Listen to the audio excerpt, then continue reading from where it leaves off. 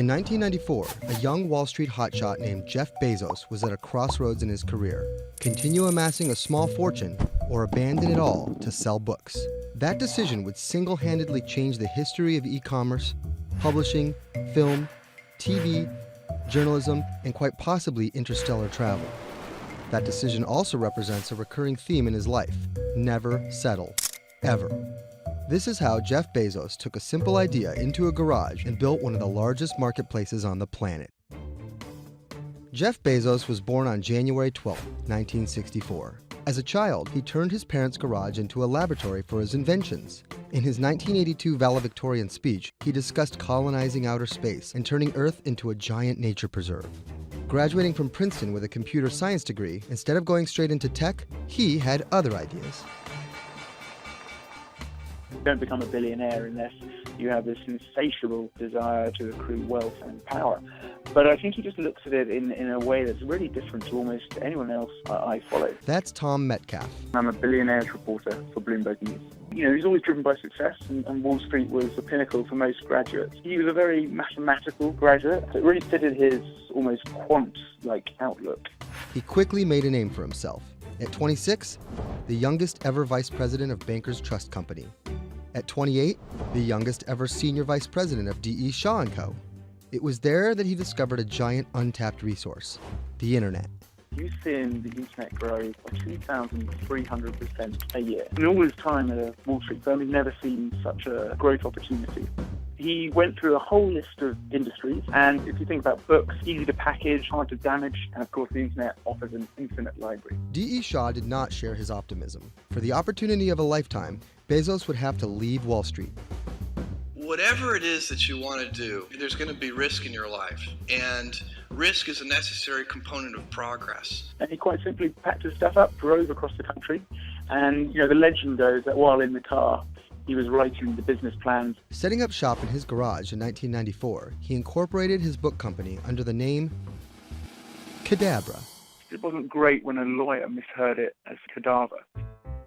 He ultimately landed on Amazon for a couple of reasons. Firstly, the name beginning with A was likely to be on top of any alphabet or web search. He kind of liked the fact it kind of tied in with the world's largest river, and he certainly had plans to make Amazon the world's largest company. Launching in July 1995, a bell was installed to ring every time a book was sold. In its first month, Amazon sold to people in all 50 states and 45 different countries. The bell was gone in weeks. All their expectations were smashed. They thought they'd maybe sell dozens of books the first week. It was in fact hundreds and thousands.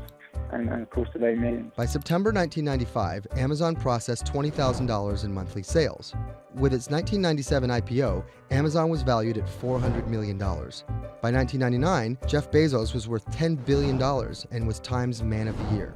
But soon after, the dot-com crash had people skeptical. Was Amazon a sustainable business, or would the bubble burst?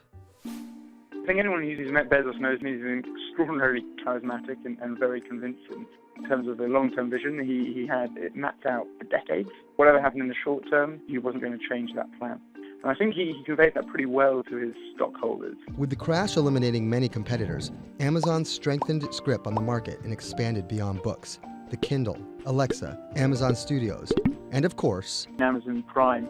What it does is really lock people into the Amazon ecosystem. They're much more inclined to be buying a lot more. Word of mouth spreads. And that has been the biggest driver of Amazon's incredible revenue growth. Yet, historically, Amazon has seen modest annual profits. An enormous amount of cash flowing through the company. And what Bezos does is he's not returning that to shareholders. He's reinvesting that in the company. For sure in its core businesses, but also going off for these almost moonshot projects. My vision for Blue Origin is millions of people living and working in space. This is such a game changer. Amazon to buy Whole Foods. Jeff Bezos is now the richest person in the world. $250 million for the storied Washington Post. His acquisition of the Washington Post not only raised eyebrows, but put him at odds with another well-known billionaire. He bought the Washington Post to have political influence. If I become president, oh, do they have problems. They're going to have such problems.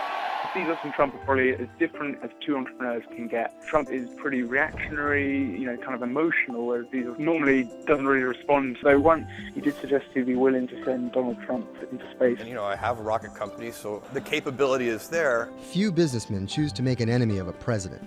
But having built an empire out of a garage, Jeff Bezos has proven capable of handling any adversary, especially complacency.